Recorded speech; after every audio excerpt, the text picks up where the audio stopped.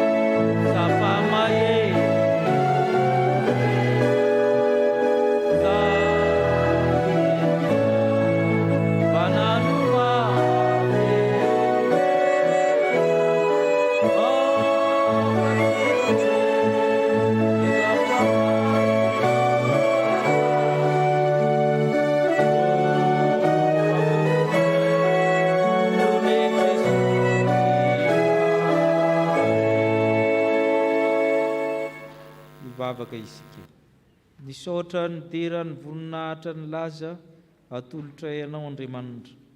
Nividy anay tao amin'ny Jesosy Kristy ianao, nafonao ny zanakao mba hamonjy anay hanafaka anay amin'ny fahotana ary manome anay toerana nan-danitra. Tsy vitan'izany fa miahy ny fiainanay isan'andro isan'andro ianao, miaro anay amin'ny ratsy, manome anay zava-tsoa rehetra araka ny sitraponao. Koa raha vory eto izay dia misaotra anao mankalaza anao manome voninahitra anao, tsy noho ny herinay na ny tanjakay fa noho ny fitiavanao, noho ny famindramponao no natoy izao anay. Vaovao isa-maraina zany famindramponao izany ka tonga eto ny zanak'Andriamanitra mba hiaona aminao, hifampiserasera, hifampizara ny soa sy ny tsara.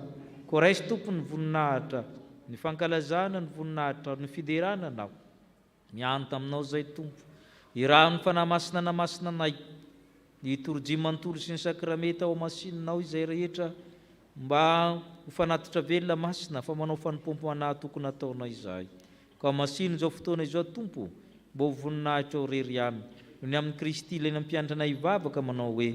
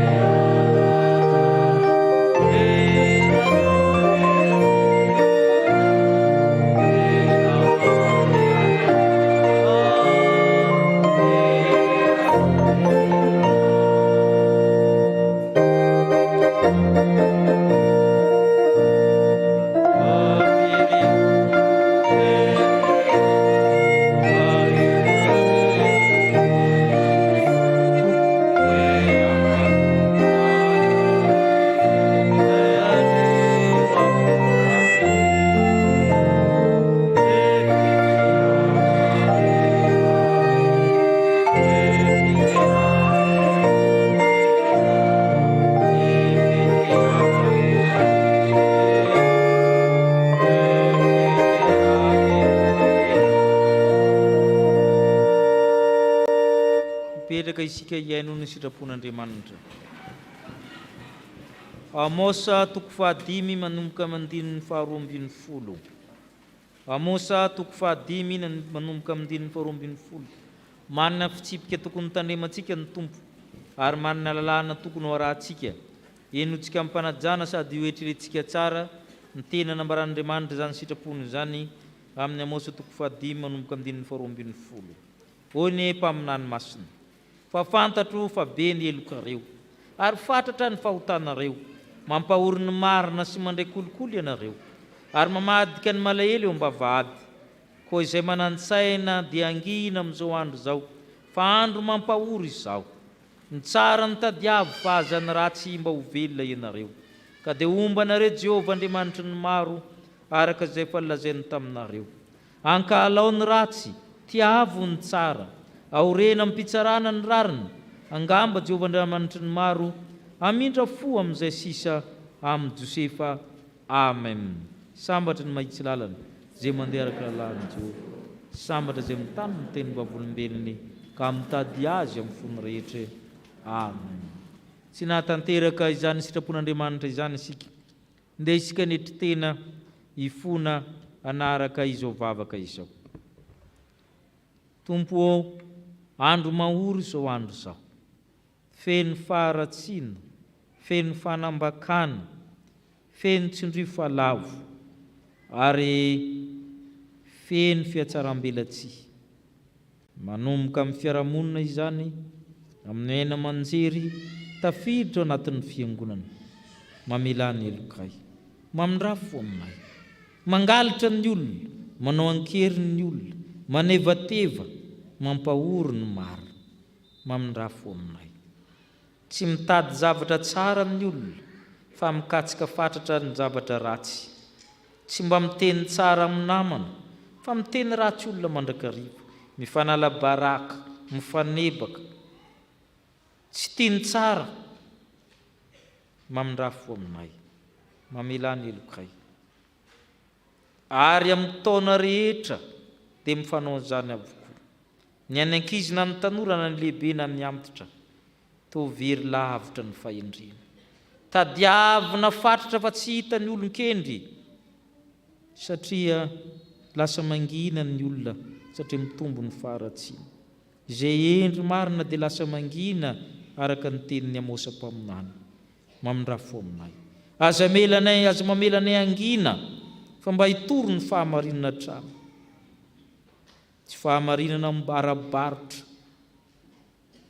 tsy fahamarinana amin'ny tokantrano, tsy fahamarinana amin'ny fifampitondrana, tsy fahamarinana ara-politika, tsy fahamarinana ara-pivavahana, tsy marina amin'ny fitiavana, tsy marina amin'ny finoana, mamindrafo aminay, mamela amin'ny elokay. Eko ny fihetsika ataonay sy ny fiteninay, mampalahelo ny hafa, manafotona ny namana. Sasao madio sy efa kely kardiovo ny fononay mba fampahotana. No ny anaran'ny Kristy irery ihany no angatahanay vavaka. Amen. Amen.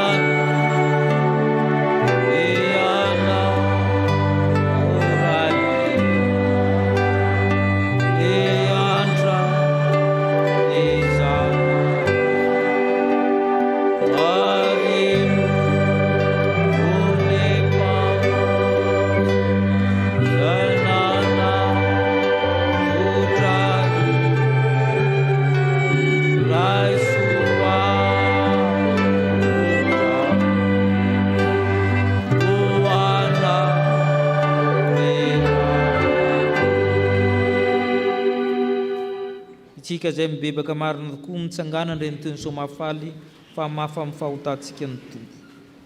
Hoy ny Tompo, hoy ny apôstôly masina. Fa Andriamanitra izay manan-karena amin'ny famindram-po noho ny halehibe ny fitiavana izay nitiavana antsika, na dia fony mbola matin'ny fahadisoana antsika dia nahavelona antsika tao amin'ny Kristy izy, fa fahasoavana namonjena anareo. Avy amin'ny finoana, tsy avy aminareo izany, tsy avy amin'ny asa, fa fanomezana avy amin'Andriamanitra. Fa Kristy izay tsy nalala ota, efa nataon'Andriamanitra ota mba ho famonjena antsika. Noho izany dia voavela sy voafafa avokoa ny fahotanareo, noho ny aminaran'i Kristy Tompo, samyamideran'ny Tompo ianareo.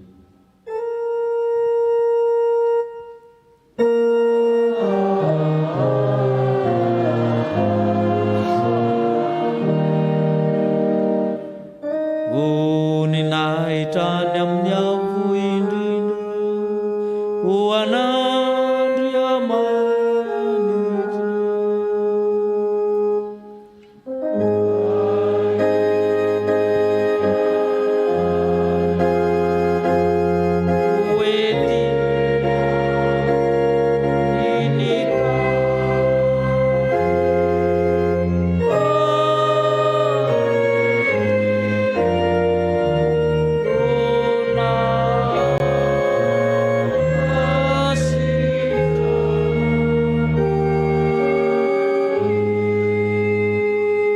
Petrika ny fifaliana isika no nira voalahatra noho izany famelan-keloka ny raisitsika izany.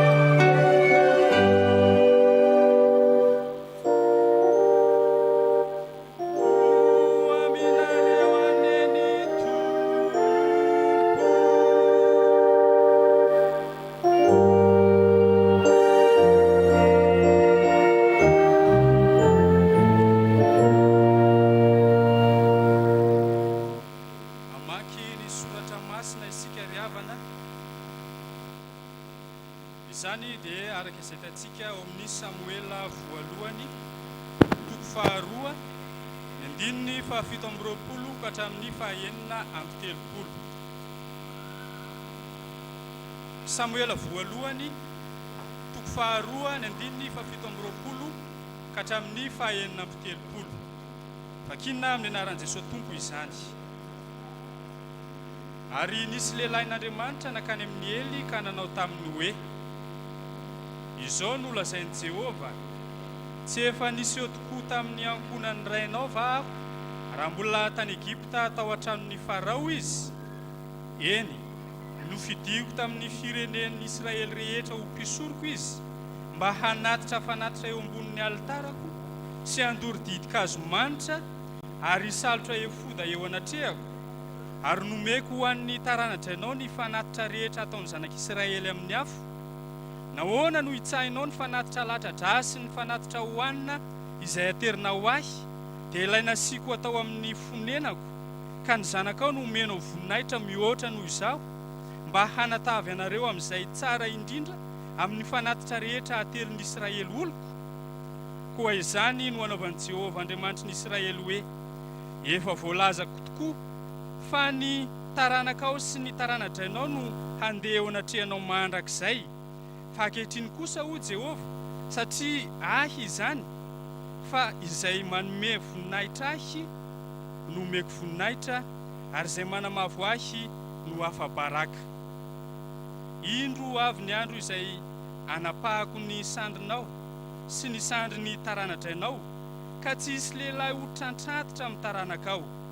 Ary ahita ny manjo ny fonenako ianao na inona somena ho an'i Israely, ka tsisy lehilahy ho trantrantitra amin'ny taranakao mandrakizay.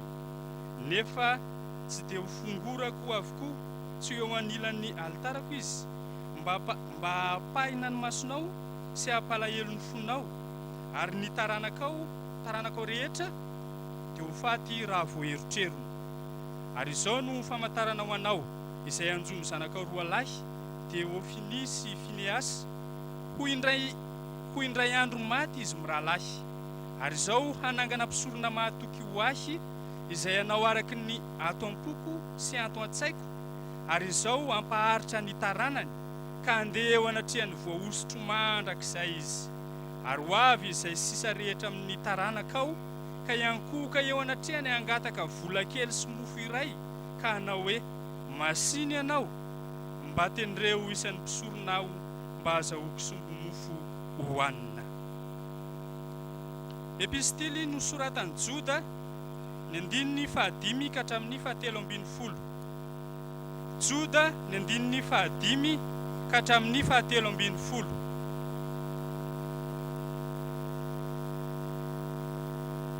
Vakina amin'ny anaran'i Jesosy Tompo.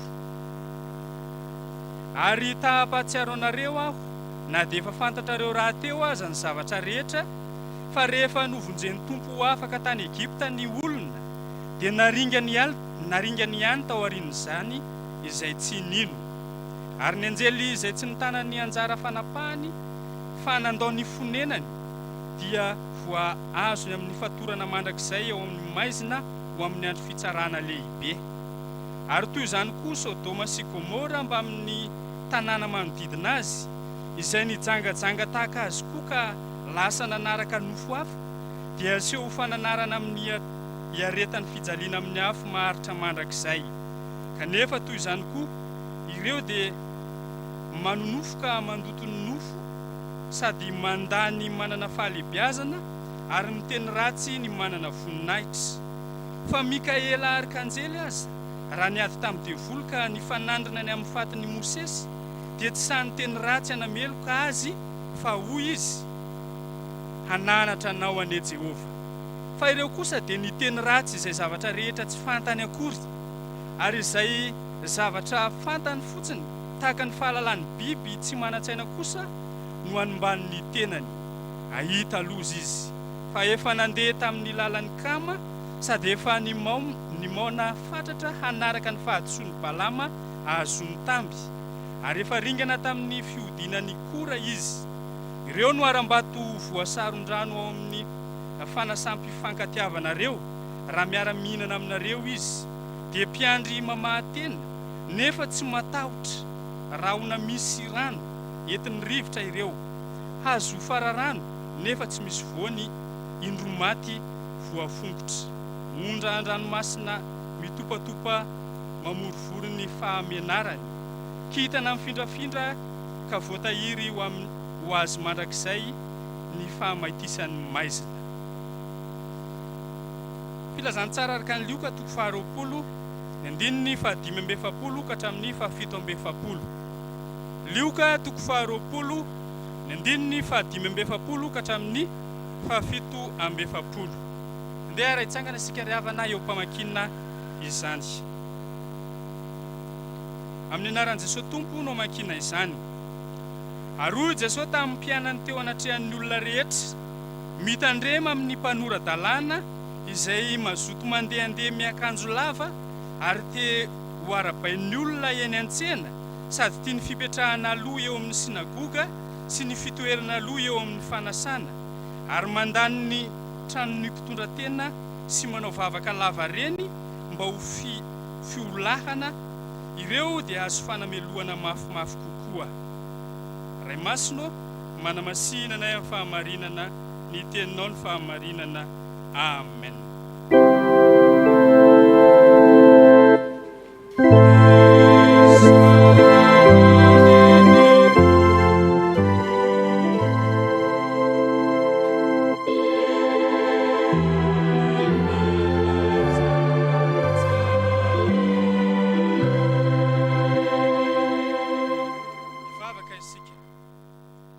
Andriamanitra ray sy zanaka ary fanahy masino, misaotra sy mankasitraka anao zahay no ny teninao izay ambaranao aminay ombenombeny izay mirakitra ny sitraponao izay tianao tanterahinay.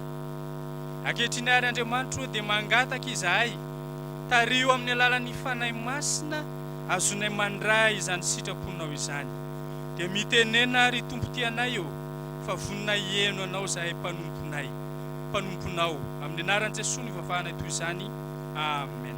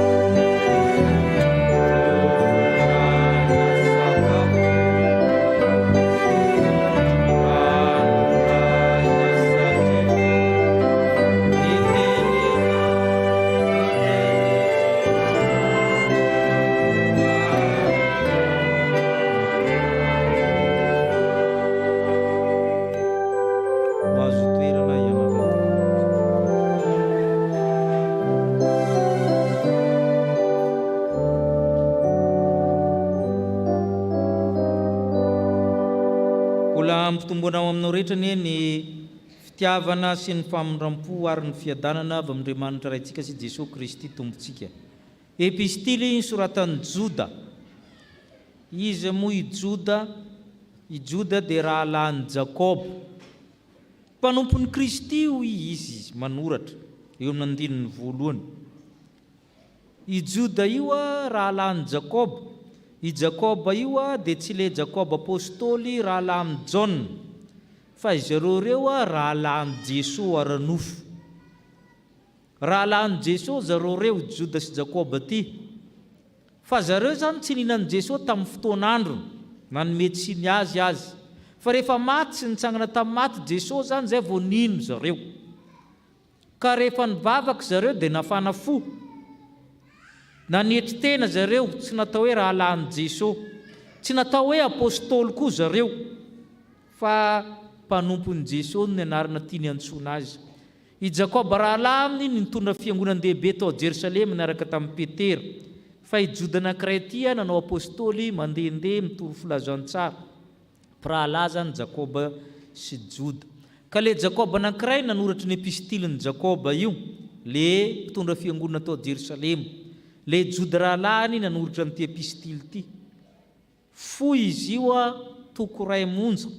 Zay mahatonga azy tsy atao hoe toko voalohany fa azo atao tsy miteny an'izany fa tonga dia andininy satria izy toko ray. Izy io dia misy itovizana amin'ny Petera faharoa. Ny votoatiny dia ady amin'ny mpaminany sandoka, ady amin'ny mpampianatra sandoka, ady amin'ny olona ratsy toetra ao anatin'ny fiangonana, manao modely ratsy ao amin'ny fiangonana. Izay ny itovizany Joda sy ny Petera faharoa. Ka eto amin'izao zany Joda zany dia milaza fa tena mamaly faharatsiana amin'ny tompo, mampitandrina izy. Ny antony anoratana ny taratasy dia mbola mananatra izy eto aloha, mbola mananatra izy. Dia vakitsika ny 7 hatramin'ny 4, 7 hatramin'ny 4. Ry malala, raha manao zazotopo rehetra anoratra aminareo aho, ilaza ny amin'ny famonjeny ambonantsika. Dia nisy natery aho anoratra aminareo, hananatra mba hiezanareo hiaro ny finoana izay efa voatolotra ny ray aman-deha ho an'ny olona masina. Fa misy olona sasany efa niditra misokosoko izay voasoratra fahiny ho amin'izany fanameloana izany.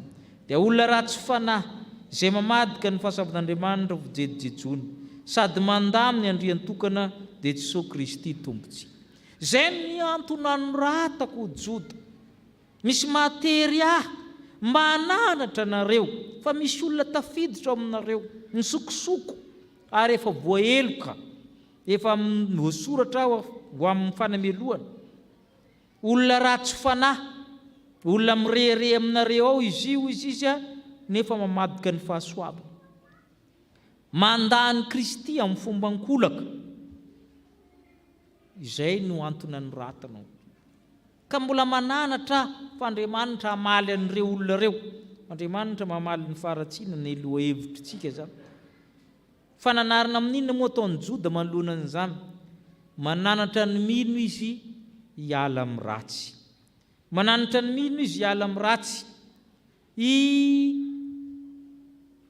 I Joda dia manao fanazavan-kevitra amin'ny fomba ataonareo hoe déductive na inductive, izay mifameno. Izany hoe mamaly ny ratsy Andriamanitra dia porofona amin'ny reto zavatra reto. Izay natao hoe déductive du général au particulier. Misy zavatra hypothèse apetraka dia misy zavatra maromaro namporofona azy. Ka i Joda zany rehefa miteny hoe mamaly ratsy ny tompo, mananitra antsika izy hiala amin'ny ratsy dia manome ny reto ohatra reto izy. Vakitsika ara ilay ohatra omeny, ny expérience maromaro zarainy na ny traikefa amin'ny 5 hatramin'ny 7 vakitsika. Ary tampatsiarinareo aho fa na dia fantatra ireo teo aza ny zavatra rehetra, fa rehefa novojen'ny tompo ho afaka tany Egipta ny olona, dia naringany ihany ny taorian'izany izay tsy nino.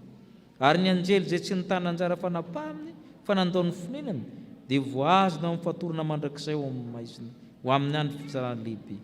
Ary toy izany koa Sodoma sy Gomora mba amin'ny tanàna manodidina azy izay nijangajanga tahaka azy ka lasa nanaraka nofo hafa, dia naseho fananarana amin'ny aritan'ny fijaliana amin'ny afo maharitra mandrakizay. Ireto ny porofo ho Joda fa mamaly ny faharatsiana Andriamanitra. Voalohany tany Egipta, zanak'Israely. Nalana tany Egipta, tian'Andriamanitra ny zanak'Israely. Indro ny fahorian'ny olokany Egipta midina azy ao monjy ahy. Tiako ny zanak'Israely. Nanaovana loza folo ny Egiptiamina, naringana tamin'ny ranomasina mena noho ny fitiavana ny Israely. Kanefa rehefa tafita ny ranomasina mena izy Joda dia naringana ihany tsy mino. Naringana tena andala ny zanak'Israely, fa maninona indray? Satria tsy niala tamin'ny ratsy. Ary io manahirina ry haviny fa ino atao hoe théorie du désert. Andriamanitra indraindray zany mandringana olona mihitsy itazoman'izay tsara. Natao hoe sélective izy. Reto zanak'Israely reto rehefa tezitra Andriamanitra dia miteny hoe izay lehilahy lehibe sy vehivavy aminareo tsy tafiditra amin'ny tany Kanana fa haringako eny an-dalana. Azo ambatatran'izany ihany a. Firy taona moa ny zanak'Israely nandeha tany an-efitra? 70 taona. Zaza teraka zany afaka ny ranomasina mena zany 70 taona izy vao tonga tany Kanana. Fa ny olona rehetra mahalay lalana zany hoe eo amin'ny 20 taona tsy ponін'Andriamanitra ny vonoany tena an-dalana. 3 ihany nitafiditra tany Kanana, dia Josoa, dia Kaleba, dia Elizara. Na Mosesy ara tsy tafiditra tany. Raha ataontsika hoe 20 taona zany le olona reo zany a tafiditra tamin'ny tany Kanana izy 4 taona, miampy 70 dia 80. Manahirina zany hoe population jeune be zany zanak'Israely niditra tao amin'ny tany Kanana, vokatry ny adalamy lehibe zany. Zany hoe tao amin'ny tany Kanana zany a niditra tao zany tsy misy olona zany a nahatratra 80 taona afa tsy olona 3. Ina ny dikan'izany? Indraindray Andriamanitra rehefa tezitra fafany amin'ny bokon'ny fiainany naranao, manatitra ny zanakao fotsiny no ataonao tem-piangonana, fenao tsy miditra nan-danitra, fa manatitra reo manao sikolalahady ianao, manatitra azy manao korala, manao skoto, fa tahaka ny jerenao ivelanao ihany koa jerenao ivelany rehefa nan-danitra. Zay natao hoe théorie du désert. Rehefa tsy mety ny lehibe ny zanaka ny karakarain'Andriamanitra, seny nanripahana an'ireo tenan-dalana, naripa amin'ny tenan-dalana, 3 ihany no raisiny. Manahirina ihany raha tam-piangonana hoe 3 ihany no raisina ny olon-dehibe a. Fa ny zanak'Israely zany ka maro noho itsika, fa voaka manalina zany amanetsy, fa zamy nataon'Andriamanitra ozy izy rehefa tezitra izy. Ohatra faharoa ny raisiny a ny anjely. Ny anjely ane ka masina, mahery, tanan-danitra. Satana dia endrindrindra tanan-danitra. Anjely izy io tamin'ny androany. I Satana no mahery indrindra, i Satana no mahay mihira indrindra. Tadiory avy fa ny mozika dia zavatra ifanoritan'Andriamanitra sy Satana. Andriamanitra dia faran'izay tia hira sy mozika, jereo ny salamo. Fa ny devoly koa dia tia hira sy mozika. Zay mahatonga ny karazana roka maizina rehetra reny, fa ny devoly dia faran'izay mpampiasa mozika koa izy. Rehefa iantsotromba ny olona inona natao? Misy mozika. Rehefa iantso-kalan'ora inona natao? Misy mozika. Rehefa manao ny temple satanika, misy mozika. Misy mozika. Fa rehefa naditra izy noroahan'Andriamanitra tanan-danitra, tsisy hoe ianao ny tsara tare, tsisy hoe ianao no endry, tsisy hoe ianao no mahay mihira indrindra, fa tonga dia dehors. Zay no lazainy. Ny anjely tsy ny tanan-jara fanapaha nandaon'ny fonenany dia voazona amin'ny fatorana mandrakizay ho amin'ny fitsarana lehibe. Ohatra faharoa zany olo-Joda. Ny ohatra fahatelo Sodoma sy Gomora, fatatsika tsara. Fohy be ny fijangajangana sy ny faharatsiana, fohy be ny homosexualité, Sodoma sy Gomora. Ary zay le faharatsiana zay zany valian'Andriamanitra. Ary io miverina ankehitriny ny maha Sodoma sy Gomora amin'ny firenena rehetra. Verina. Lanina amin'ny lalàna ny firenena maro ny homosexualité. Efa lanina na amin'ny fiangonana sasany na Amerika, na Angletera, tany Frantsa sy ny miditra. Nefa zavatra voalaza ny soratra masina, amboamboarina ihany. Ary tsika koa manaiky le toe-tsaina. Tadio fa ny film rehetra dia tsy maintsy asiana olona sarim-bavy na sarin-dahy. Misy dikany io, efa sisika amin'ny lohan'ny olona hoe normal io. Ary zay mahatonga ny olona zany tsy maintsy manisany satria mahazo famatsim-bola ianao raha manao film ka asianao sarin-dahy na sarim-bavy, mahazo famatsim-bola. Fantatry ny olona nge secret io, misy famatsim-bola azonao raha vao mampiditra an'ireny, satria misy fikamanana matanjaka zany manao an'ireny. Izany faratsiana rehetra zany ho izy Joda nataon'ny olona ka mananatra mba hialanareo amin'ny ratsy. Mbola misy ohatra amin'ny 1:1. Vakitsika ny 1:1. Ahita lozy izy, fa efa nandeha amin'ny lalan'ny Kaina, sady efa nimona fatratra naraka ny fahadisoan'ny Balama azony tamy. Efa ringana tamin'ny fiodinan'ny Kora. Misy telo reto indray a fohy be ny fialonana. Zay indray no olany zareo. Ireto ka nitsokajin'olona ireto. I Kaina mpianarina amin'ny sekoly alahady, ny alina ny Abela. Samy nanao fanatitra, ny azy nankasitrahana, ny anabela tsy nankasitrahana. Ary zay le fahaboasan'ny olona mijery ny an'ny hafa. Maninona moa ianao raha manatitra fanatitra hafa ndray amin'ny manaraka? Raha tsy tia mangazo Andriamanitra tondra ondry izy amin'ny manaraka. Fa maninona ianao mijery ny an'ny hafa? Resaka fialonana. Nampitandrina azy Andriamanitra, ery Kaina tandremo a, ratsy ane zany masonao zany. Dia namono ny rahalahy, resaka fialonana. manomboka amin'ny zavatra kely mijery ny hafa. Inona no dirany abela mifanatitra, samy manao fanatitra nge samy mikarakara ny azy, fa manomboka amin'ny zavatra madinidinika ilay fialonana. Na azy kiraro indray kiala, manomboka izy izay, manomboka amin'ny zavatra madinika. Inona no olan'ny Balama dia mpaminany, ny karamainy Balaka vola be anozona ny zanak'Israely tanan'efitra. Hoy izy Andriamanitra tsy mahazo manozona ny zanak'Israely ianao.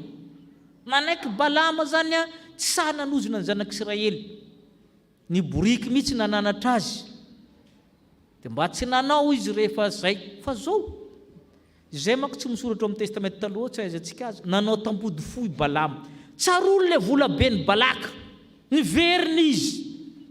Ry Balaka raha te hamely ny zanak'Israely tsy mila hozoniny reo, fa ataovy izay jangajanganireo, fa reo fady manambady firena hafa. Zany ve Balaka, ataovy manko dia hitanao fa tezitra Andriamanitra mihitsy no hidaroka an'ireo. Izay ny sekren'ny Balama, manoro voiny, mandefina ivo.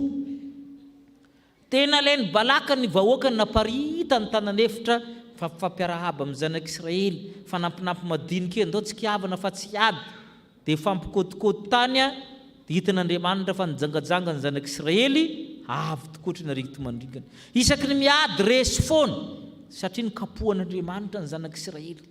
Izay ny afetseny Balama. Ary io fiaina amin'ny olona io, mody tsy miady aminao izy fa olo-kafa no arosorosony. Dia mody avy eo izy afantaranao azy mandehana aminao azy miaina, inona kia nataony ianao? Sa natao an'izao, nataony an'izao izy indre maherezaka. Izy ihany naniraka an'ilay olona, sa tsisy an'izany amin'ny fiarahamonina. Izy ihany nitantara tany amin'ilay olona, fa izy mody mamendry fendro, mody manambitamby anao izy, mampahery, fa izy ihany io. Zay no nataony Balama. Ikoran'iray mamaly amin'ny Mosesy, miady amin'ny Mosesy, kiratsy ala rery ny masina, ko tsy raha rery ny mpaminany, koratsy anao rery, mitovy hoe koratsy anao rery ny pastera sy ny takan'izany. Ohatr'izay koa io. Inona ny nanjoany kora? Izy anatin'izy miady amin'ny Mosesy iny nisokatra ny tany, latsaka velona tany amin'ny fiainatsita, tany amin'ny volcan izy mianakavy. Zany laza amin'ny Joda fa tany reny fa mamaly ratsy marina Andriamanitra, ka mila mitandrina isika hoy Joda. Mila mitandrina ny olona ratsy fanahy anatin'ny fiangonana. Io Joda fa mba hialao itoetra ratsy io, fa ireo ohatra be dia be fa tsy antefitra aminao zany Andriamanitra na zanana renao. Zay mahatonga hoe mamaly faratsiana amin'ny tompo, nefa kosa mananitra ny mino hiala amin'ny ratsy. Fa ny faharoa ampianarin'ny Joda koa dia mananitra ny mino hanaja zay masina. Reto olona reto koa zany afara zay fanazimbazimba zavatra masina ao am-piangonana. Tsy misy olona to-tena amin'ny zareo, tsy tia rafitra, tsy tia tenenina, tsy tia fehezina, fa tia zavatra goragora, tia zavatra bordel. Zay koa zany reo olona tenenin'ny Joda reto. Ka mananitra koa i Joda zany hoe mba hajao ny zavatra masina. Dia vakitsika ny andinin'ny 9 ka hatramin'ny 10 ilazan'ny Joda izany zavatra zany.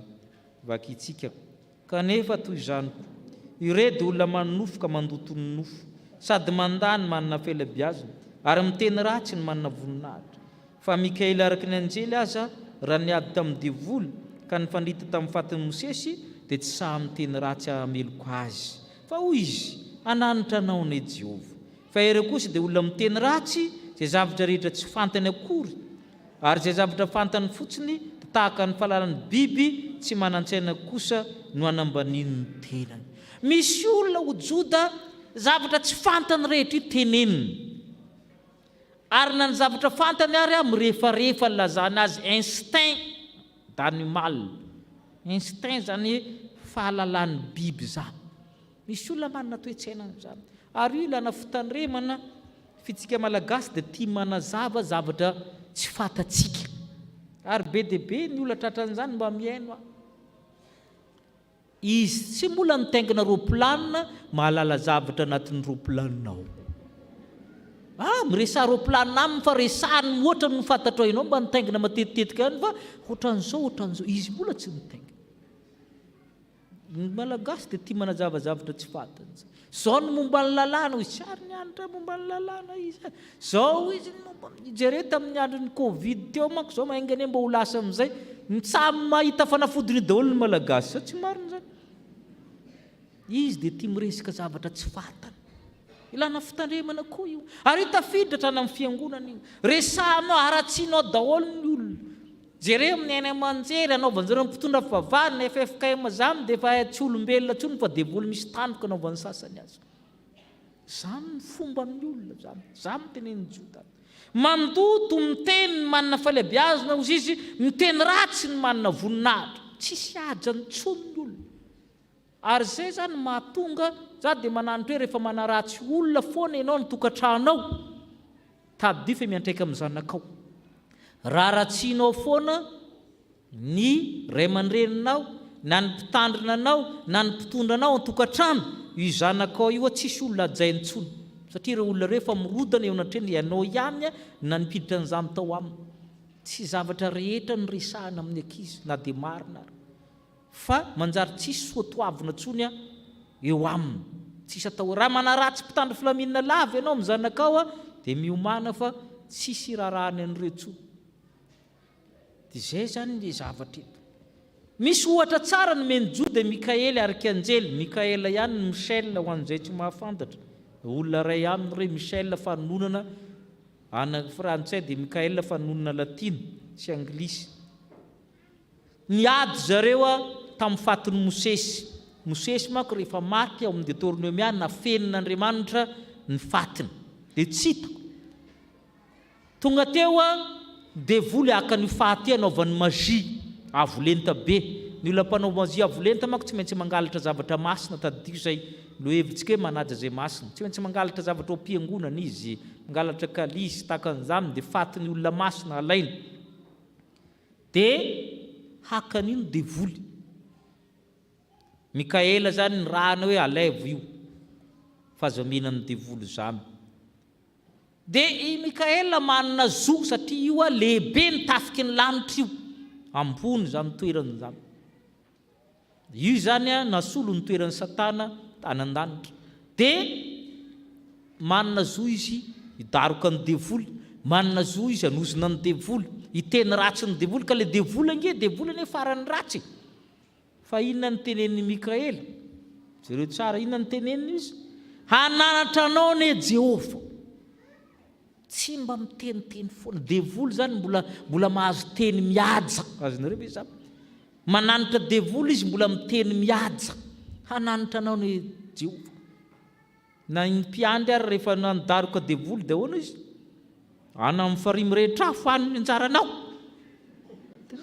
fa Mikaela tsy sananao an'izany hananitra anao ne Jehova mba manaja zavatra masina ary io anisany manahirina amin'ny andran-kehitriny soatoavina amin'ny fiarahamonina tena efa mitotonga tsisy ilana azy satria feny olona tsy manaja zavatra masina fanajana zavatra masina amintsika dia manomboka amin'ny zavatra atao amin'ny fiangonana fanajana amin'ny fiangonana afantaranao ny fanajanao ny zavatra amin'ny fiarahamonina na hifanaka masina na inona ahoana ny fanajantsika n'izany rehetra zany na ny fitaovam-pandraisana amin'ny fiangonana ve miavaka ny fitaovam-pandraisana sy ny vilia tsotra ny fitaovam-pandraisana tsy tokony anaovana zavatra hafa afa-tsy fandraisana fa misy vilia tsotra hafa ao afaka anaovana zavatra hafa fa amin'ny fiangonana sasany iny hinanana zalahy gote iny anaovany rehetrarehetra iny fa vilia-pandraisana tsy tokony anaovana an'izany fa tokony zavatra miavaka io manomboka amin'izany ny fanajana ny zavatra masina ahoana ny fanajantsika ny zavatra masina amin'ny fiangonana fa reo olona reo izy miatsara velatsia amin'ny andininy 220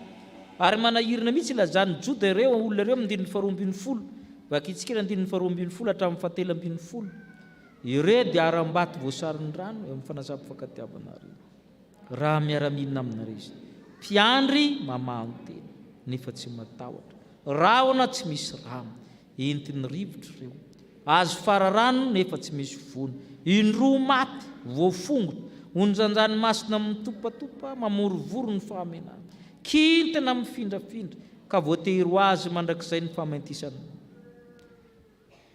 ratsy be ilazany azy satria fahamentisany maizina azony ankizy moa zany fahamentisany maizina zany zao ny sariny zany misy olona anankiray rehefa misasaka alina maizina be iny apetraka amin'ny arabe maintimainty eo dia lokona mainty hatramin'ny nifiny.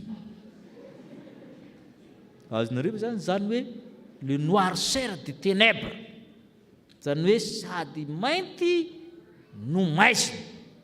Misy olona zany tahaka an'izany a. Ireo izy tahaka ny vatolampy ambanina rano, ohatrany misy rano zany eo a dia misy vatolampy ambany ao. Le vato ambany ao manira rehefa ela maniry lomotra. Raha manitsika an'iny ianao maninona? Iany zay ny olona sasany izy. Ohatrany hoe mba misosa ihany le rano ao ambany ao izy mamandrika ena. Mody mba miara-mihinana aminao izy fa zavatra hafa anao. Raha mpiandry izy mpiandry mamantena, izy indray mihinana an'le ondry. Olona mamitika satria rahona tsy misy rahona entiny rivotra. Ahoana moa zany? Mampianatra antsika météo indray na géographie jodo. Ny rahona miainga amin'ny évaporation izy nareo ny entina rehetra mitambatra.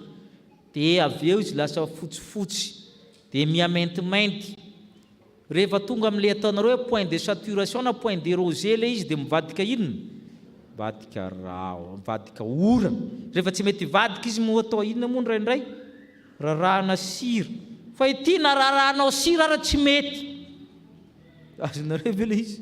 Nararahana sira ara izy tsy mety. Manahirana be zany rahona tsy misy rano. Voankazo fararano nefa tsy mety amo izy. Tsy mety amo izy. Olona maty ny roa satria efa maty fahavelony io fa mbola ho voafongotra. Onjany rano mitopatopa mandehandeha tsisy direction aty sy aro. Misy karazan'olo ohatran'izany. Zay mahatonga ny Joda hoe mba manaja zay masina ianareo. Mianara manaja. Raha tsy tsika fiangonana mpianatra ny olona naja olona, tsisy olona ifanaja tsony amin'ny fiarahamonina any. Aleo tsika miainga ato amintsika amin'ny zavatra rehetra. Fa ny fiarahamonina zany tena efa potika ny fiarahamonina amin'ny zavatra rehetra. Fa tsy maintsy misy olona manomboka ary zany ny fananaran'ny Joda eto. Fa tsy maintsy manomboka an'izany. Indray tsika ohatra lazainy Jesosy ndray. Luka 4:20 milaza amin'ny mpanoradalàna. Mpanoradalàna zany olona mpanamboatra testamenta taloha, mpandika ny lalàna, sady mpahay lalàna ireo, juriste reo ny mahay théologie. Miakanjo lava. Fadisoany zareo voalohany filandera sy voninahitra. Manao akanjo ohatrany akanjo doctoral reny zareo na enatsena naiza naiza. Amin'izay zany mahazo toerana tsara. Fa ny olana faharoa zareo zany tsy manampy olona, tsy mba antra olona. Fomba ny jiosy manko rehefa mandalo amin'ny trano mpitondra tena manome zavatra. Zay ny fomba jiosy. Mba tsara mba dinitsika zay rehefa mandalo ianao ka fantatrao fa mpiara-miangona dia mivily kely manatitra zavatra ao. Zay ny fomba ny jiosy. Ny fomba ny jiosy koa mandalo ny olona sahirana eo akaikinao dia manome zavatra azy ianao. Tsara le fomba ny jiosy zany. Rehefa mba hitanao le olona sahirana zany ohatra te am-piangonana hoe tiany ianao tsy mila tenenina. Iny ataon'ny mpanoradalàna raha vao hitany aby dia mody mivavaka lava be izy. Azonareo le zay dikany misoratra eo zany. Manao vavaka lava reny, manao ataony lava be. Misy film anankiray manao an'izany. Louis de Funès angamba niny rehefa nanantirakitra le olona raha tsy diso dia miodina tsy mety anome. Dotra zay nataony reto olona reto hafahafa mihitsy le ataony. Manao vavaka lava be izy farany mikisaka any le olona zany tsy mety vita le vavaka. Ohatra faharoa tantarain'ny mpaminany amin'ny Samuel faharoa, zanaka Eli. Mba hanarina ihany nareo zanaka mpitandrina na zanaka dekona.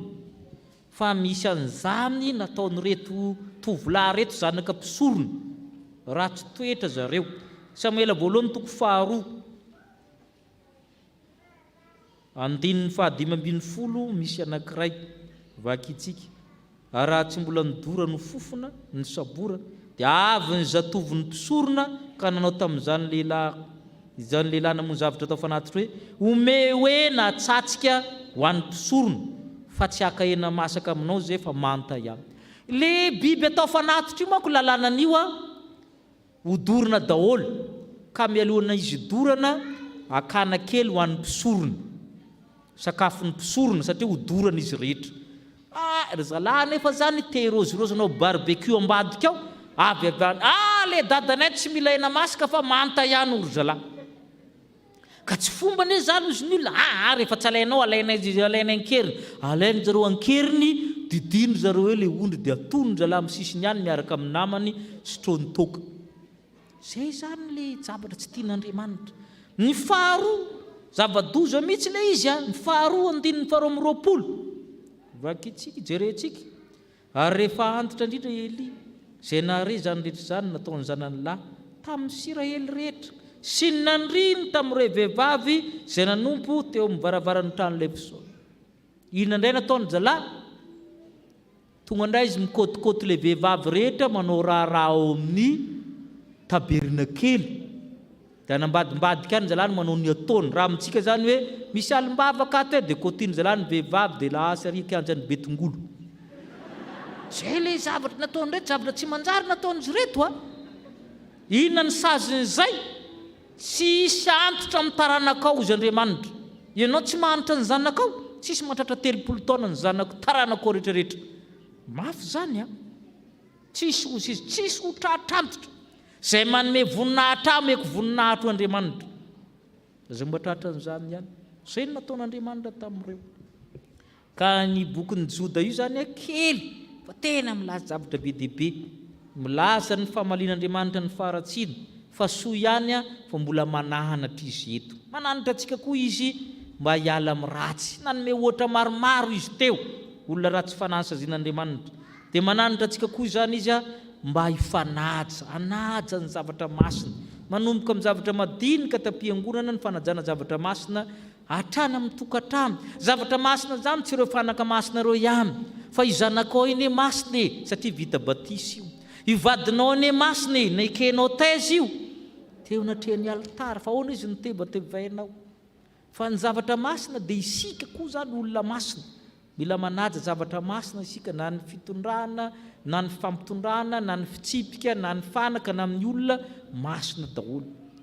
Dia itsika rehefa manao an'izany miala amin'ny ratsy sy manaja ny masina dia tsy misy famaliana ataon'Andriamanitra antsika fa fitahiana trany no omena antsika. Ho aminao ny fitahiana. Amen.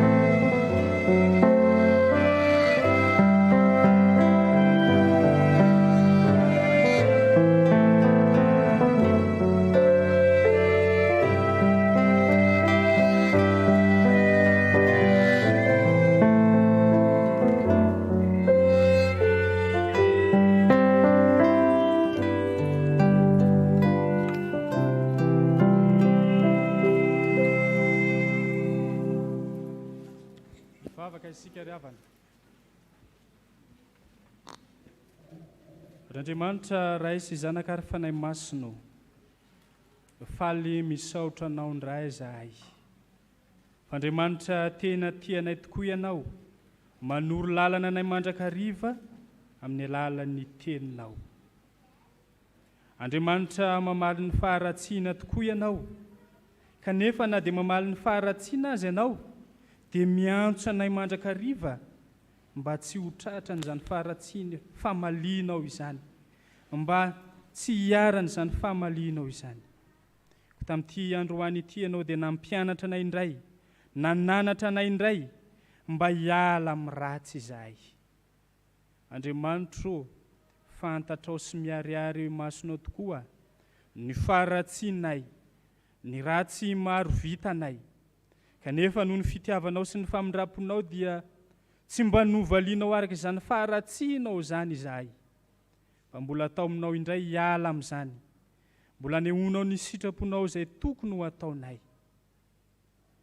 no atao aminao koa izay Andriamanitro mba hianaja izay masina.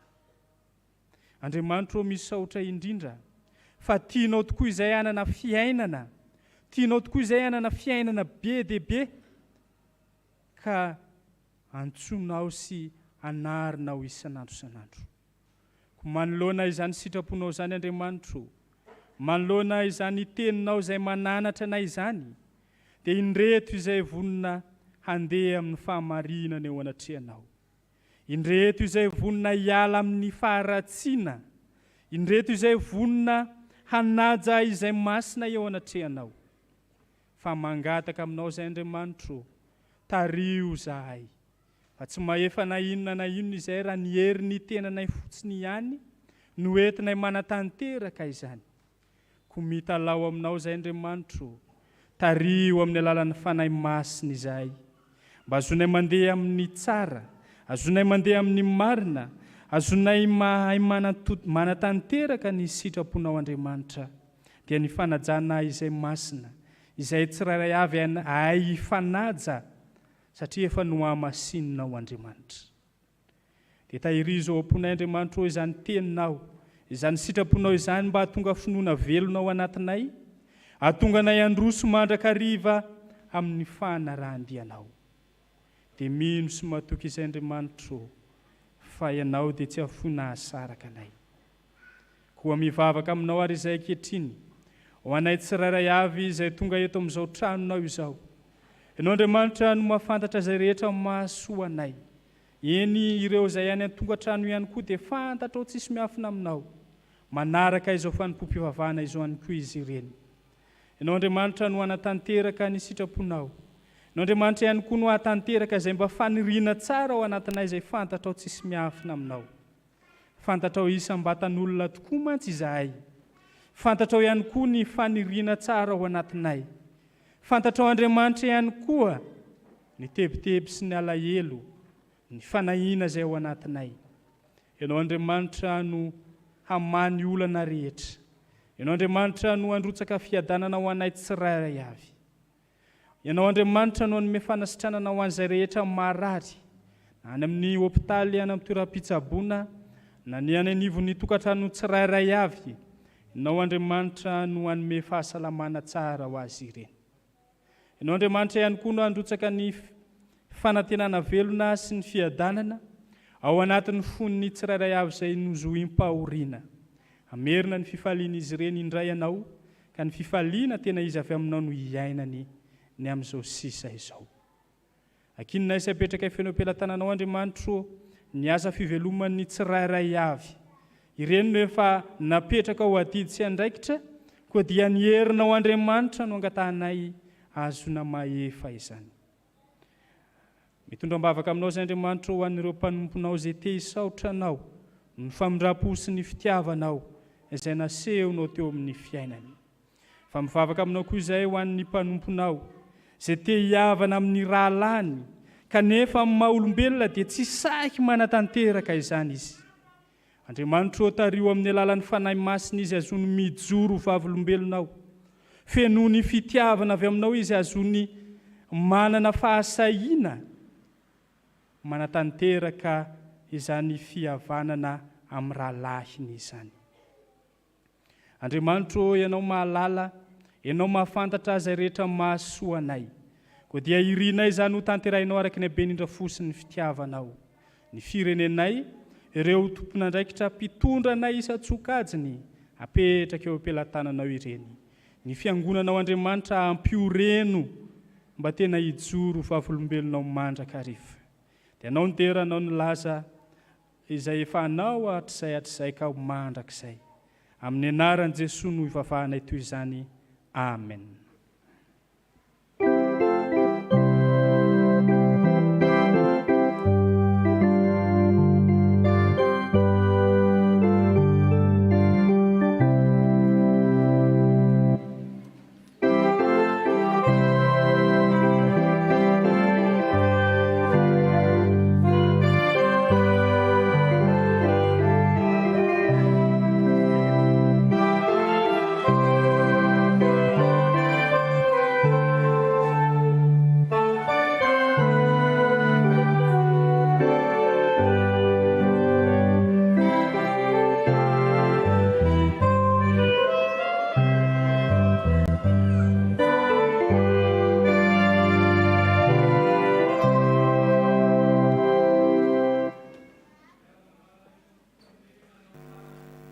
tian'Andriamanitra isika ka eo am-pitsanganana no andeha iarahantsika manonona ny fanekam-pinoana laharana fahatelo.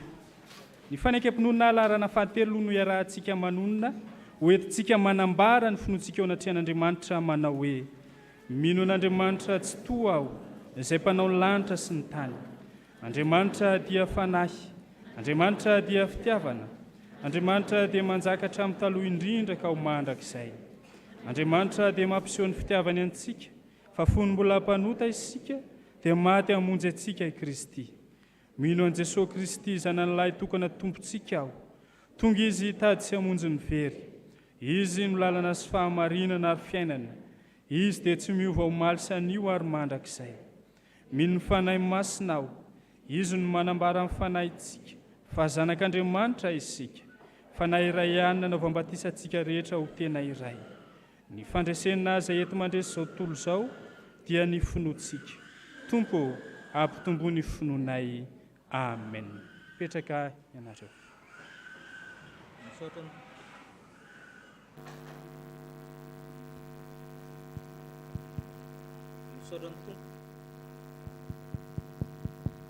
Misaotra ny tompontsika ry havana ny amin'ny reto avantsika reto a nahazo 5 sy fara.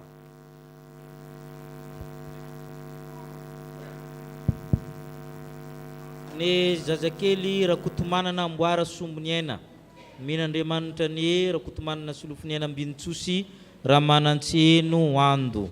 Io raintsika ny rafa vala amin'ny 270 dia asaina hiatrika ny alitara masina izy ireo.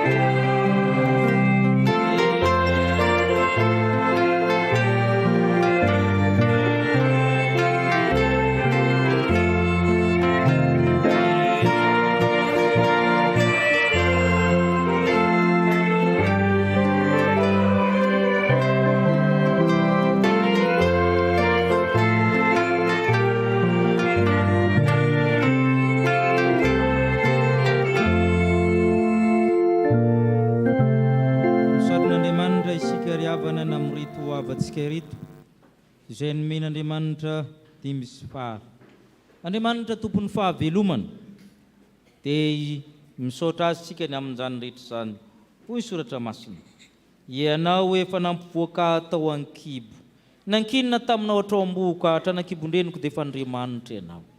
Ary efa tapitra ny andro fidiovany araka ny lalàn'i Mosesy, dia nitondra azy niakatra tany Jerusalema izy mba ho tolotra ho an'ny Tompo, koa dia atolotra ho an'i Jehovah izy. Eny amin'ny andro rehetra iainany dia voatolotra ho an'i Jehovah izy. Amen. Hivavaka isika ry havana. Misaotra anao izay tompony na mifamindramponao tsy miova, nasehinao fa ny fanekenao dia miatra amin'ny taranaka faramandimby, nomenao izaho amin'ny reto havana ireto, koa mipifaliana amin'ny fiangonana. Ianao ny mpamorona, ianao ny mpahary, ianao ny ray anay. Nanampy isan'ny fianakaviana ianao, ka meteza ianao hita amin'ny ray aman-dreny, hikarakara, hikolokolo, anabe, mba ho tokantrano anjakan'ny fitiavan'Andriamanitra izany, fa ho tsapan'ny zaza, fa tokantrano miala amin'ny ratsy izany ary tokantrano manaja izay masina. Toan'ny fanahy mazoto amin'ny vavaka, amin'ny fanimpona izy ireo. Tahiko ny fiangonana hitaiza ny zaza rehetra, ny tanora rehetra nomenao azy ireo, mba ho voninahitra ao reheren'ny fireneny. Tahio ny taranaka rehetra n'aiza misy azy ireo, eo ambany fahasoavanao satria efa tianay ianao. Izany no angatany amin'ny anaran'i Kristy ny mba hanananay taranaka vamina. Amen. Dia miarahaba nareo amin'ny anaran'ny fiangonana ry havana. Ento izao zaza izao ka tario hitombo saina, hitombo fitia, hitombo tena, handroso fitia amin'Andriamanitra sy ny olona, iomaninareo ny fibeazana sy no amin'ny sakramety amin'ny fotoana mamety izany. Amen.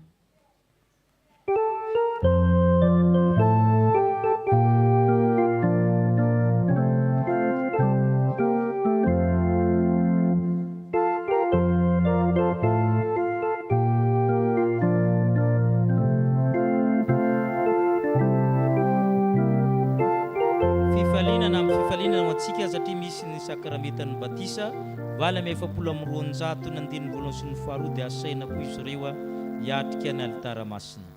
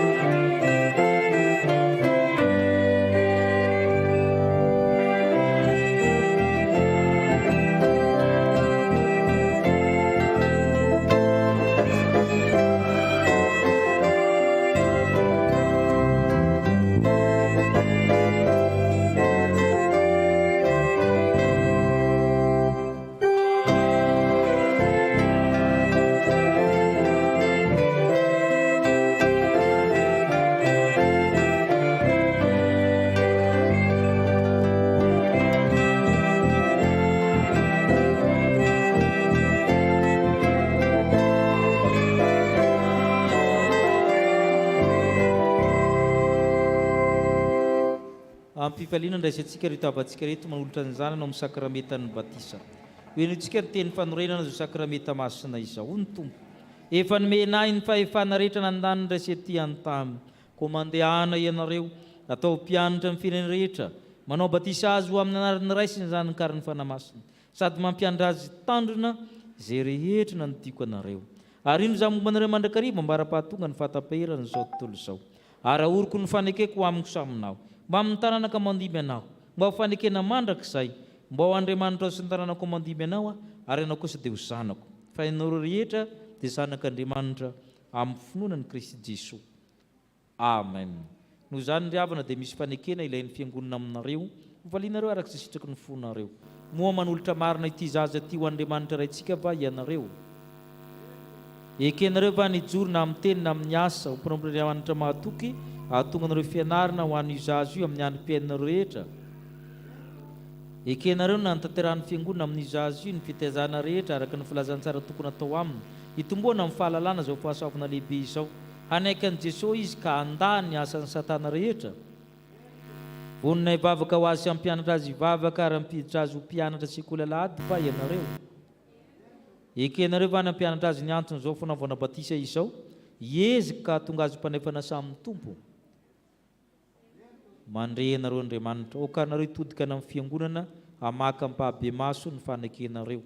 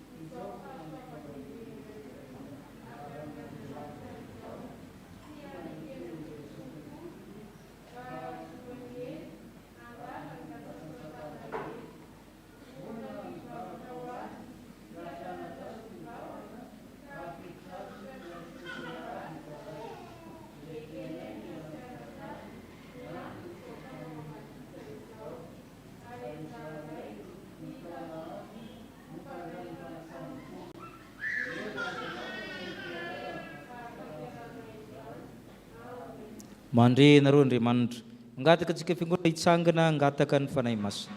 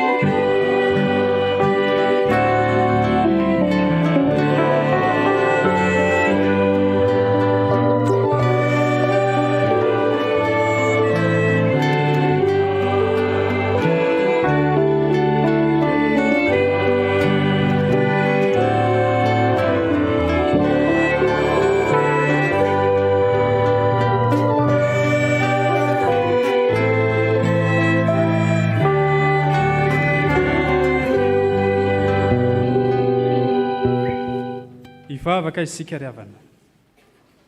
Ry Andriamanitra raitsy toa, tia dia tianay tokoa ianao. Ary ny fitiavanao dia mialomandraka-riva ny fitiavanay ianao.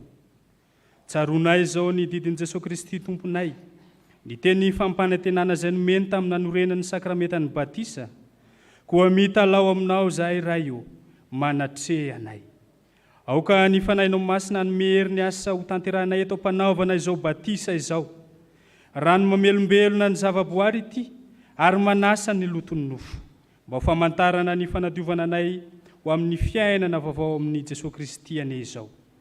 Ity zaza atao batisa ty ane ho voaray mandrakizay ho amin'ny fanekenao. Ampitafio ny zanakao izy ary ampiraiso endrika amin'ny no ny asany fanahy masina izay mitarika azy isan'andro san'andro ho amin'ny voninahitra ao mandrakizay. Valy misaotra anao koa izay Tompo, fa tanteraka ny fanirian'ireto ray aman-dreny ireto, miombonainao amin'ny Jesosy Kristy ny zanany, ka isan'ny vahoaka ny fanjakan'Andriamanitra. Ny angatanay fiangonana dia nitahirizanao ity zaza ity eo ambany fahasoavanao, ka mba hampaharitra azy hatramin'ny farany amin'ny fivavahana aminao. Ampio ny ray aman-dreny sy ny mpiantoka, mba azony manatanteraka ny fanekena izay nataony teo anatrehanao. Ombany fahasoavanao ane ny ezaka rehetra izay ataon'ny fianakaviana, izay ataon'ny ray aman-dreny, ary ny ataon'ny fiangonana amin'ny fitezana ity zaza ity. Angatainay izany vavaka izany amin'ny anaran'i Jesosy Kristy Tompo sy Mpamonjy. Amen. Petraka ny fiangonana. Irintso no ary fi.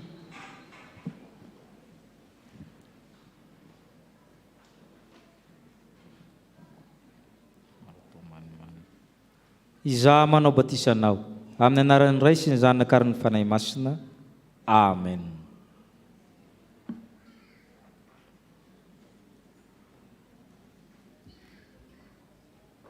Hoy ny Tompo, anaka, aza matahotra.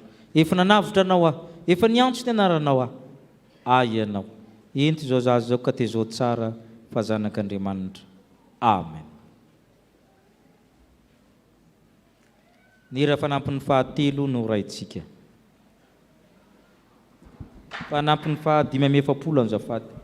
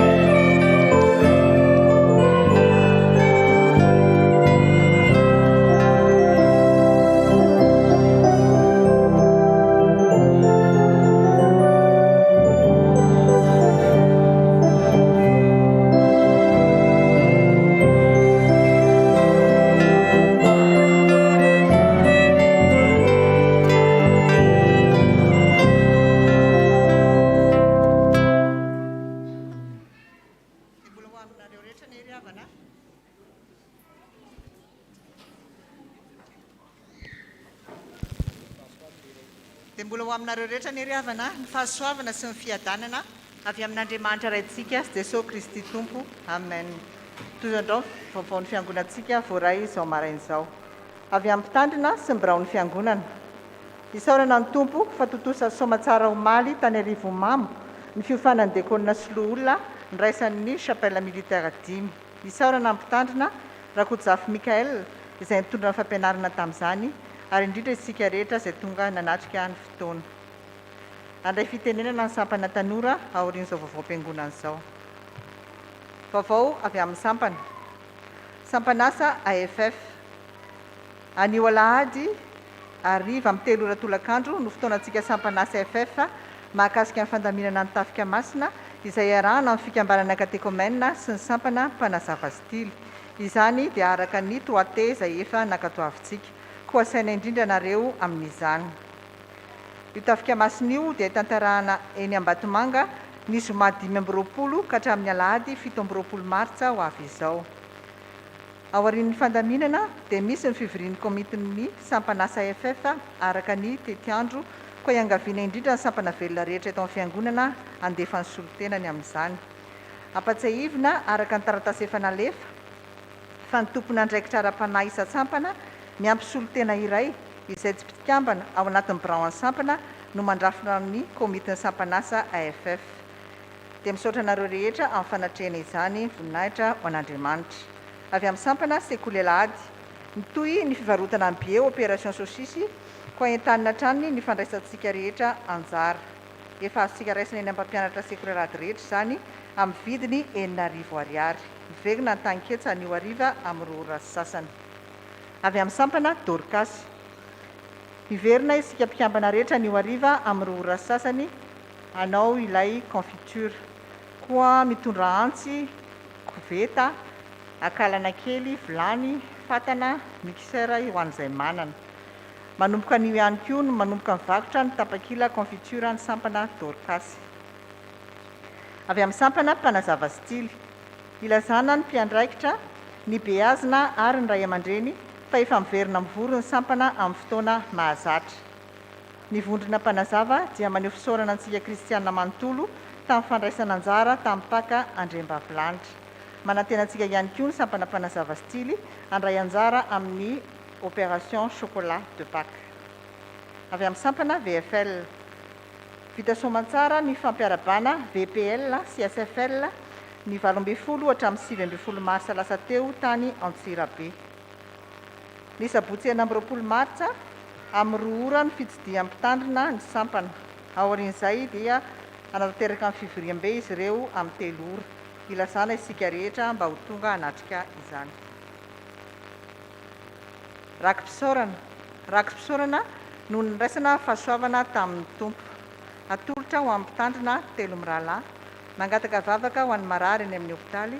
Ireo rahalahinay manana elo aminay nefa tsy vitanay ny mandeha mihavana amin'ny maha-olombelona anay. Fararakitra avy amin'ny fianakavian'ny tompoklahy Général Randrety Simialina atolotra ny fiangonana. Fisaorana. Andriamatoa Jameson Mivady sy ny fianakaviana manontolo dia manao etoana ny fisaorana ny mpitandrina mpanampy, ny biraon'ny fiangonana, fikambanana d'école Soloolona, ny fiangonana manontolo tamin'ny fanotronanareo sy fitondranareo ambavaka anay tamin'ny nalasan'ny reninay itopoko vavy Rasoanandrasana. Andriamanitra manakariam-pahasoavana ny hamaly fitianareo. Dia toy izay indray vaovao fiangonantsika ry havana, voninahitra ho an'Andriamanitra ireriana.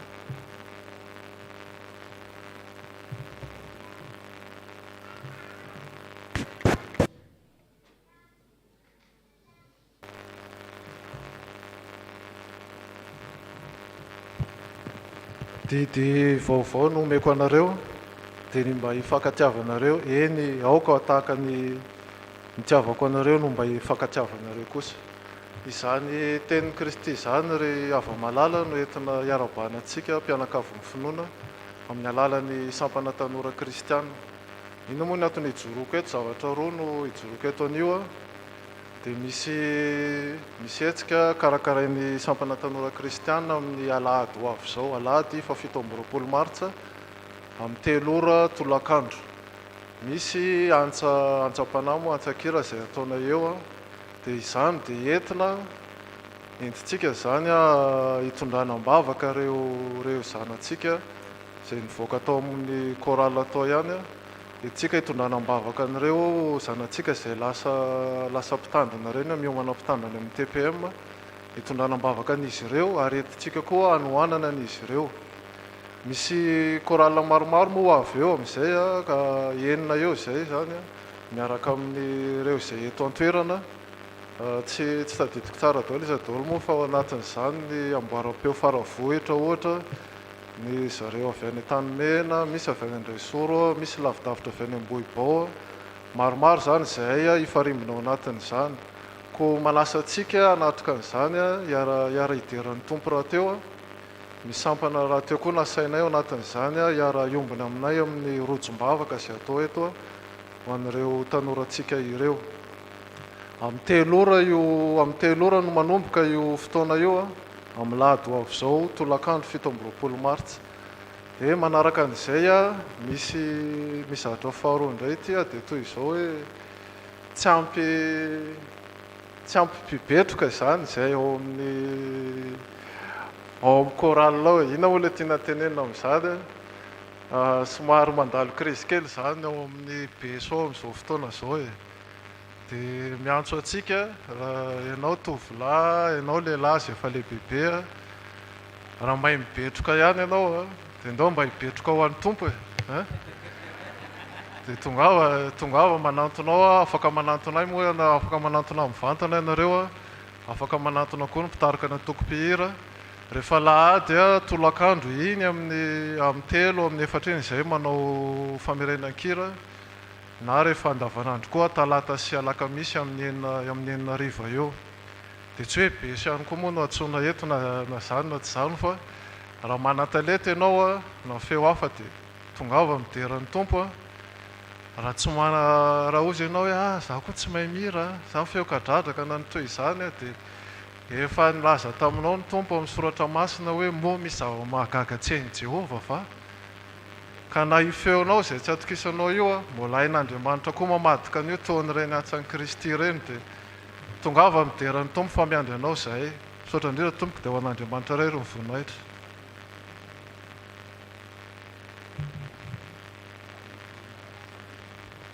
Araka ny voalaza teo zany anohanana an'ireo mpiomana mpitandrina, misy vatra-mianadahy zany ny fihetsika ataon'izy ireo. Tohanana manko izy ireo fa tamin'ity manko tsisy nanala fanadinana fa ohatrany natahatra daholo fa aleo mba toa tohanina amin'izay misy mazoto amin'ny herintaona. Iroso amin'ny fanoratena amin'ny alalan'ny rakitra isika, eo ny toko hira sy ny dekona hitarika antsika amin'izany.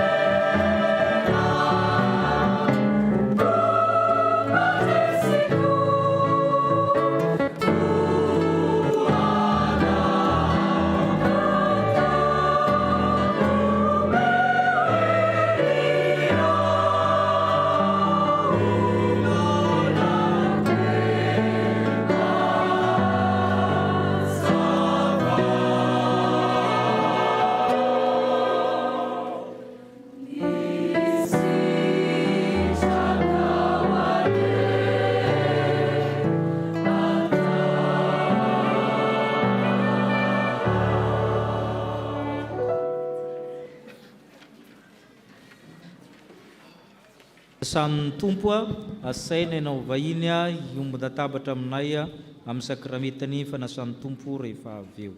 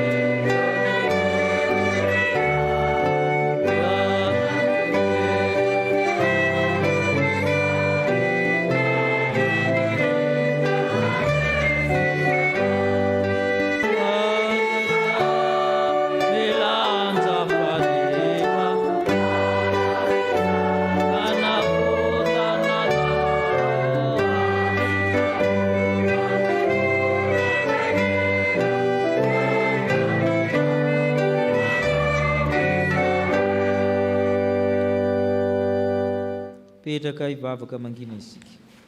Ary ho an'izay maharin'ireo tsy ho tafotoana, izay mametraka an'ireo tsy hanantsiny amin'ny voninahiny amin'ny andro firavoravoana, ho an'Andriamanitra tokana mpamonjy antsika nesy eo amin'ny Kristy eny ny voninahitra sy ny fahalebiazany, ny fanjakana sy ny fahefana hatramin'ny taloha indrindra ka ankehitriny ary mandrakizay. Ho an'Andriamanitra ireriny ny voninahitra amin'ny anaran'ny Ray sy ny Zanaka ary ny fanahy masina. Misaotra an'ireo mpitandro zava-maneno sy ny lafin'ny teknika tsika izay misahirana ao ambony ao, misaotra anareo. Miomana amin'ny firaisana fanasan'ny Tompo isika.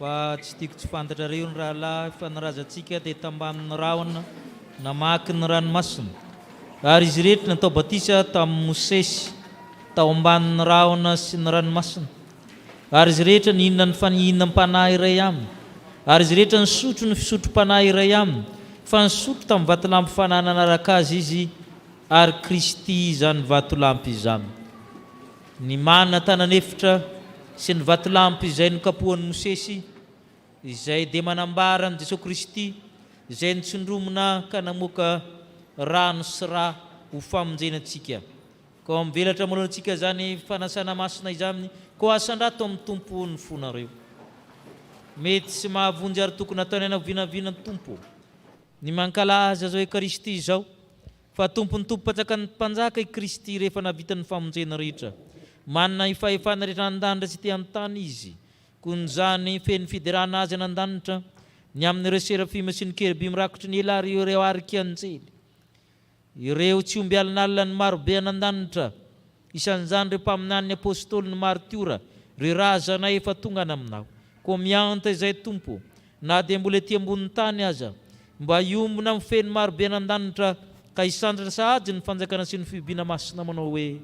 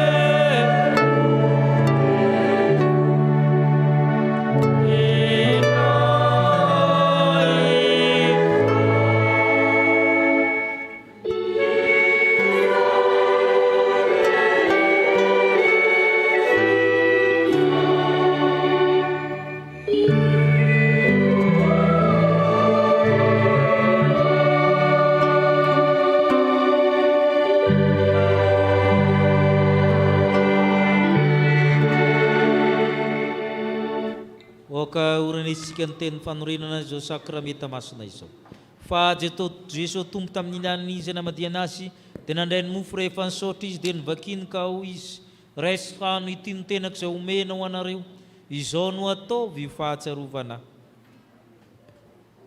arak'izany koa ny kapoaka rehefa nihinana dia hoy izy misotroa amin'ity ianareo rehetra fa ity norako dia ny amin'ny fanekena vaovao izay alatsaka ho an'ny rehetra ho famelan-keloka izao no ataovy fahatsiarovana na ovinana ovinany misotro ianareo fa na ovinana ovina ianareo ny mihinana itony mofo itony sy misotro amin'ny kapoaka dia manambara ilay fahafatesan'ny tompo ianareo mandra-piaviny hivavaka isika ry tompo ry anaizy an-danitro indreto izay manao ny fahatsiarovana na tongavany zanakao olona nanomboka amin'ny fianambiliny Betlahema zany hatramin'ny fasan'ny Josefy avy any Arimatia ny fiainany ny fijaliany ny fahafatesany ny fampianarany ny fitsanganana amin'ny toerany maty ny fiakarana amboninahitra izy dia mifona eo ankavanany ray ho anay ko miandry sy mitalao ny firenana izahay ko mba fiaino ny voninahitra ao ny fanaty-pisaoranay raha io ta io tanteraka izao sakramenta masina izao hoe ny Kristy ilay tokana Kristy ilay tanteraka Kristy ilay natena ny ray mandeha monjo anay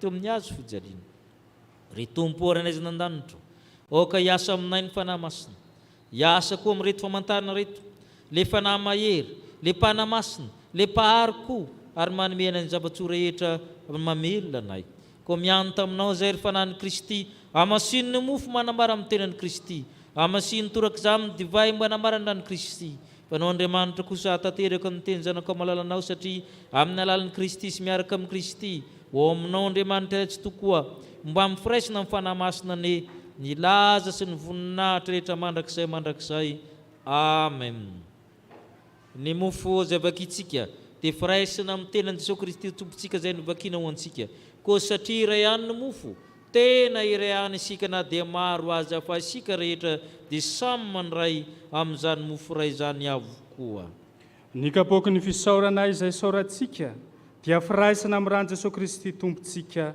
ny rano fanekena vaovao izay nalatsaka ho antsika hoe Jesosy Kristy enareo izay mangetaeta mankanesa amin'ny rano avy mivididy divay sy ronono nefa tsy amin'ny mbola tsy amin'ny karena hano izay tsara amin'dia fehifavoatra avokoa izao ny zavatra rehetra. Amen. Hipetraka isika hanao ny laharan-kely fahavala amin'ny valopolo ampizarana ny mofo sy ny kapoka.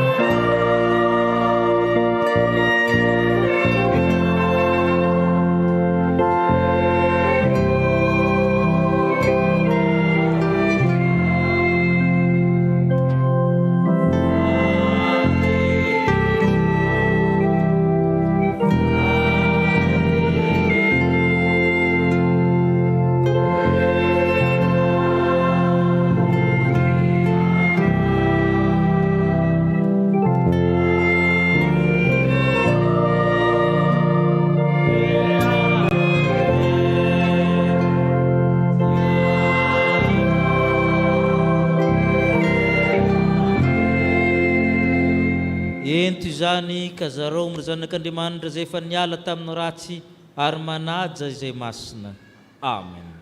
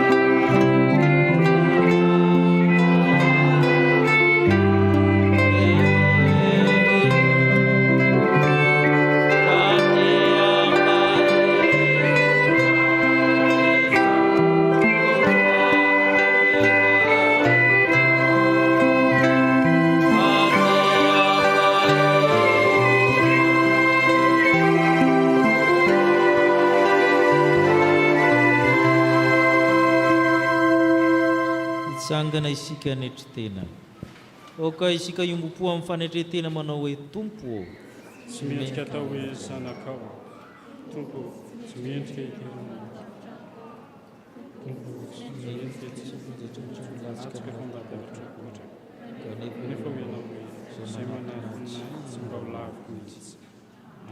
Ny mofinaina no atolony anao manaiky mba ho olony.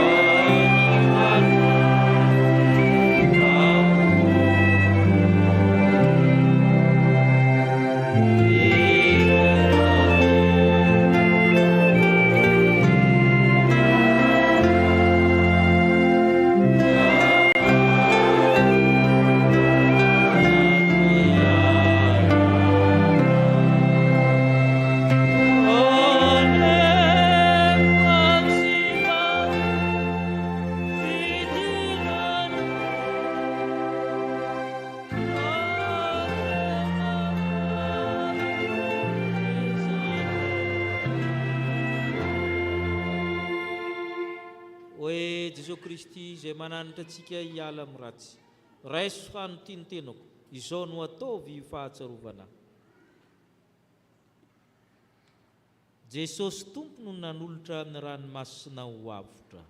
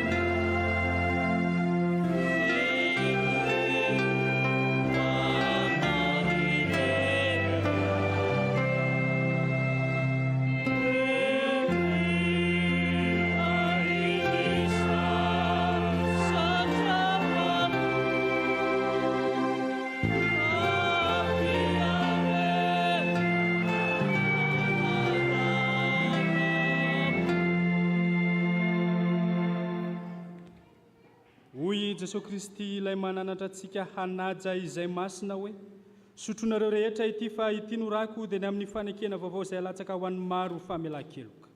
Izao no ataovy ho fahatsiarovana na ovinina ny misotro ianareo.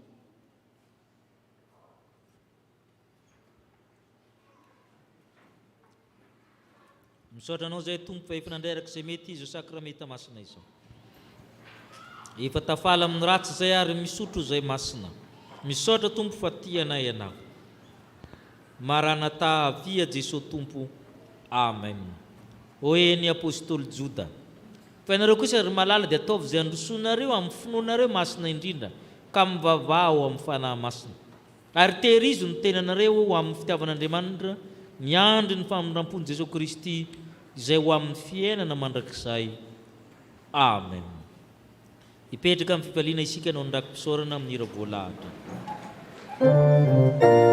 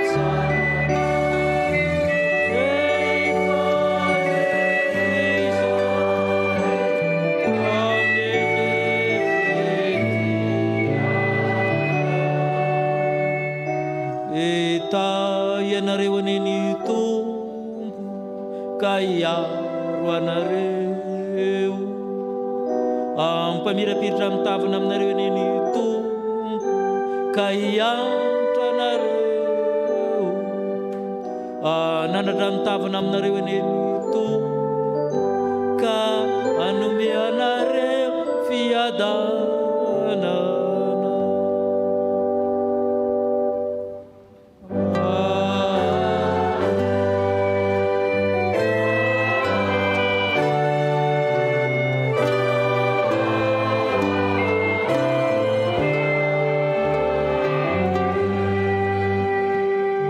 Petraka ivavaka mangina isika.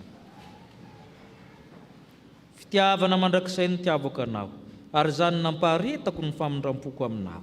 Ho an'Andriamanitra ireny ny voninahitra amin'ny anaran'ny Ray sy ny Zanaka ary ny Fanahy. Mandehana amin'ny fifalian'ny tomponareo.